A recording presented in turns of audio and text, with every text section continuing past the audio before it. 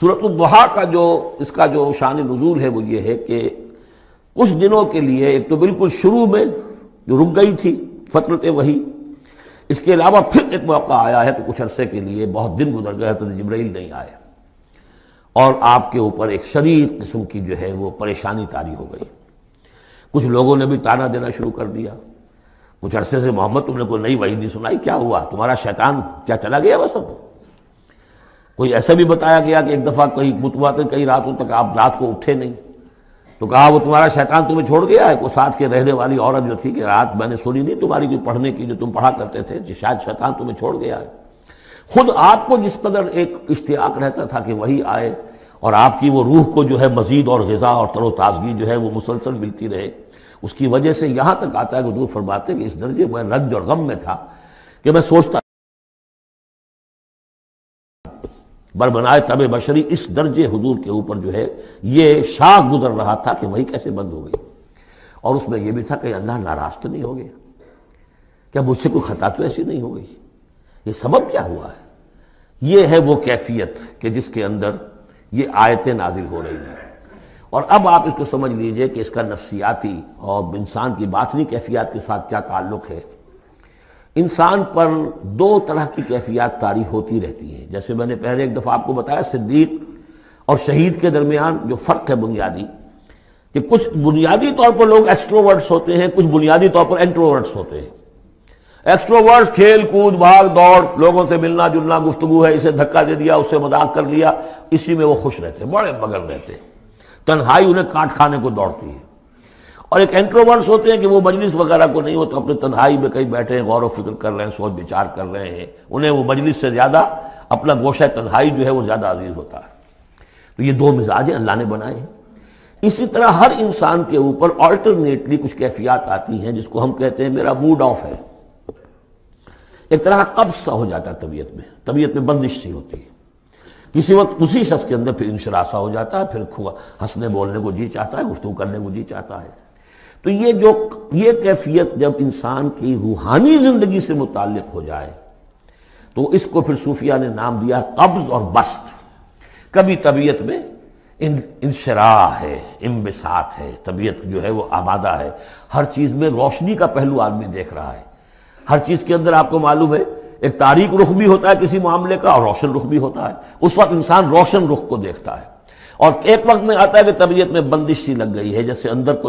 کوئی پکڑ لیا کسی نے، اب طبیعت جو ہے وہ بھی اپنے اندر وہ انقباض محسوس کر رہی ہے، اور پھر آدمی پیسیمسٹک ہو جاتا ہے، نا امید سا ہوتا ہے، پھر اسے ہر معاملے کا تاریک پہلو زیادہ نظر آنے لگتا ہے۔ تو یہ قبض اور بسط کی کیفیات ہیں۔ جب کبھی قبض کی کیفیت ہو، قاضی ثناء اللہ پانی پتی رحمۃ اللہ علیہ نے تفسیر مظہری میں لکھا ہے کہ قبض کی کیفیت میں اس صورت کا پڑھنا تریاق ہے، جس طرح حضور صلی اللہ علیہ وسلم کے لیے گویا کہ اس وقت جو وحی کا بند ہو جانا تھا وہ گویا کہ ایک طرح کے انقباض اور قبض کی کیفیت پیدا ہوئی تھی، اس میں اب اللہ تعالیٰ فرما رہے ہیں والضحیٰ، قسم ہے دن کے دھوپ چڑھنے کے وقت کی، واللیل اذا سجا، اور قسم ہے رات کی جبکہ وہ چھا جائے یا ساکن ہو جائے، سجا کے دونوں معنی ہے سکون۔ اب دیکھیے ان دونوں کو کیوں لائے، اس لیے کہ صبح ہے، حرکت ہے، برکت ہے، چلنا ہے، دوڑنا ہے، ہر شخص جا رہا ہے، ادھر جا رہا ہے ادھر جا رہا ہے، رات کو سکون ہو گیا، تاریکی چھا گئی اور شور ہنگامہ ختم ہو گیا۔ لیکن یہ رات اور دن دونوں ضروری ہیں انسان کے لیے، یہاں کا نظام چلانے کے لیے۔ اگر رات ہی رات ہوتی تب بھی یہ دنیا نہ چلتی، اور دن ہی دن ہوتا تب بھی نہ چلتا، تو رات بھی ضروری ہے۔ اسی طریقے سے نفس انسانی کے لیے کبھی کبھی قبض کا وقفہ بھی ضروری ہے۔ آپ اسے یہ نہ سمجھیں کہ اللہ تعالیٰ ناراض ہو گیا، یہ بھی ہماری تربیت کا ایک یوں سمجھیے کہ ایک جز ہے۔ ما ودعک ربک وما قلی، آپ کے رب نے آپ کو رخصت نہیں کیا ہے، نہ ہی وہ آپ سے ناراض ہوا ہے۔ وللآخرۃ خیر لک من الاولی، اور اس کے بعد جو وقت آئے گا اس قبض کے بعد وہ پہلی سے بھی بہتر ہوگا۔ اور میں حیران ہوتا ہوں کہ کیسے غالب نے وہ بات کہی ہے کہ جو بالکل ترجمانی ہے اس کی، رکتی ہے میری طبع تو ہوتی ہے رواں اور، یعنی یہ کہ جب میری طبیعت کے اوپر کبھی کبھی رکاوٹ سی آ جاتی ہے، اب شعر جو ہیں اچھے نازل نہیں ہو رہے، لیکن جب وہ رکاوٹ سے میں نکلتا ہوں، اس قبض سے نکلتا ہوں، رکتی ہے میری طبع تو ہوتی ہے رواں اور، اس لیے کہ اس قبض کے بعد جب مرحلہ آتا ہے انبساط کا اور انشراح کا تو وہ ایک قدم آگے ہوتا ہے آدمی، اس پہلی کیفیت سے ایک درجہ جو ہے اس کا بڑھ چکا ہوتا ہے۔ وَلَلْآخِرَةُ خَيْرٌ لَكَ مِنَ الْأُولَىٰ، یقیناً پچھلی ہر گھڑی، ہر ساعت اور ہر قبض کے بعد آنے والا انبساط آپ کے لیے پہلے سے اونچا درجہ لے کر آئے گا۔ وَلَسَوْفَ يُعْطِيكَ رَبُّكَ فَتَرْضَىٰ، ان قریب آپ کا رب آپ کو اتنا کچھ دے گا، اتنا کچھ دے گا، آپ کی محنتوں کے وہ نتائج سامنے آئیں گے کہ آپ راضی ہو جائیں گے۔ اب دیکھیے پچھلی صورت ختم ہوئی تھی وَلَسَوْفَ يَرْضَىٰ،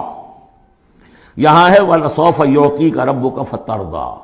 صرف ضمیر کا فرق ہے، کیونکہ صدیق پر وحی نہیں آتی، براہ راست خطاب نہیں کیا جا سکتا، وہاں وہ صیغہ جو ہے وہ غائب کا ہے، وَلَسَوْفَ يَرْضَىٰ، اور چونکہ نبی وہ ہے جس پر وحی آ رہی ہے، براہ راست مخاطب ہے، تو وَلَسَوْفَ يُعْطِيكَ رَبُّكَ فَتَرْضَىٰ، آپ کا رب اتنا کچھ دے گا کہ آپ راضی ہو جائیں گے۔ اب یہ کہ اسی قبض کی حالت میں پھر اللہ تعالیٰ اپنے احسان جتا رہا ہے، اور یہ بہترین ہے۔ کبھی طبیعت پر ڈپریشن ہو اس طرح کی اور قبض کی کیفیت ہو تو آدمی یاد کرے کس کس مرحلے پر اللہ نے میری دستگیری فرمائی، کن کن مراحل پر اللہ تعالیٰ نے مجھے مشکلات سے نکالا، اس سے وہ حوصلہ بڑھتا ہے۔ اور اس کو بھی سمجھیے کہ اسی انداز میں الم یجد کا یتیما فآویٰ، یہ سیرت النبی کے بڑے اہم حصے ہیں جو اس میں آ گئے ہیں۔ آپ کی پیدائش یتیمی میں، پوسٹیومس چائلڈ، باپ تو پہلے ہی فوت ہو چکا ہے، 6 سال کی عمر میں والدہ گئی، 8 سال کی عمر میں دادا گئے، اور وہ یعنی جو آپ نے دیکھا ہے ابتدائی زمانہ زندگی کا تو وہ یتیمی کا۔ الم یجد کا یتیما فآویٰ، کیا اس نے اے محمد آپ کو نہ پایا کہ آپ یتیم تھے، پھر پناہ دی، آپ کے لیے بندوبست کیا، دادا کے دل میں جو شفقت ڈالی،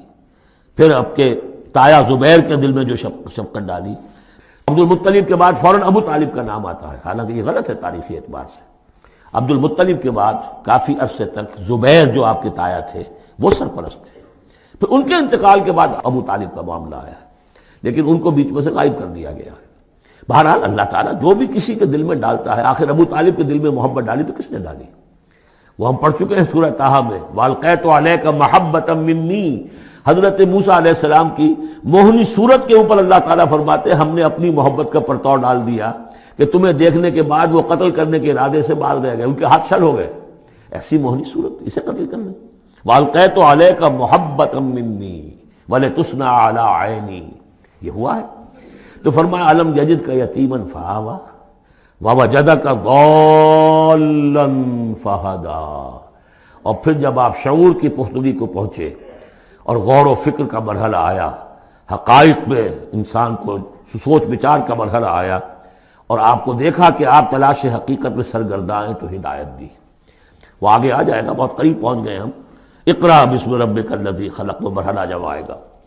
وَوَجَدَكَ عَائِلًا فَأَغْنَىٰ، اور پایا آپ کو تنگ دست تو غنی کر دیا۔ کس طرح سے راستہ پیدا کیا ہے خدیجہ الکبریٰ رضی اللہ تعالی عنہا نے، جو بھی ان کے آپ کے محاسن دیکھے کتنی گرویدہ ہوئی ہیں۔ بڑے بڑے سردار قریش کے جو ہے ان سے نکاح کے خواہش مند تھے، انہوں نے خود جو ہے اپنی لونی کے ذریعے سے پیغام دیا ہے حضور کو۔ تو یہ ساری چیزیں جو ہے ان کی ساری دولت جو ہے وہ پوری کی پوری انہوں نے لا کر حضور کے قدموں میں ڈال دی ہے۔ وَوَجَدَكَ عَائِلًا فَأَغْنَىٰ فَأَمَّا الْيَتِيمَ فَلَا تَقْهَرْ، تو اے نبی تقاضے ان تینوں چیزوں کے کیا ہیں؟ ہم نے آپ کو یتیم پایا، پناہ دی، اب آپ بھی یتیم کے سرپرستی کیجئے، کسی یتیم کو اس کے اوپر کوئی جبر نہ ہو، سختی نہ ہو۔ وَأَمَّا السَّائِلَ فَلَا تَنْهَرْ، اور آپ جب کہ تلاش حقیقت میں سرگرداں تھے تو ہم نے آپ کو ہدایت دی، اسی طریقے سے اب آپ کو بھی کوئی شخص سائل بن کر آپ کے پاس آئے، سوال کرے، اسے جھڑکنا نہیں ہے۔ اسے جو بھی سائل دونوں طرح کے ہوتے، سوال کرنے والا کوئی علمی سوال اور سوال کرنے والا کوئی مالی مدد کے لیے۔ وَأَمَّا بِنِعْمَةِ رَبِّكَ فَحَدِّثْ، اور جو ہدایت تمہیں دی ہے ہم نے اب اسے عام کرو، یہ نعمت ہے، آپ کے رب کا انعام ہے، یہ ہدایت جو آپ کو عطا ہوئی ہے اس کو بیان کرو۔ اس کے بیان کرنے میں یہ بھی ہے کہ اللہ کے انعامات کا چرچہ انسان کرے اس کا شکر ادا کرنے کے لیے، اور یہ بھی ہے کہ اس کو پھیلائے اور عام کرے، دوسروں تک پہنچائے، ورنہ وہ بخل ہو جائے گا کہ وہ دولت جو ہے ہدایت کی اس کو آدمی صرف اپنی ذات تک محدود رکھے۔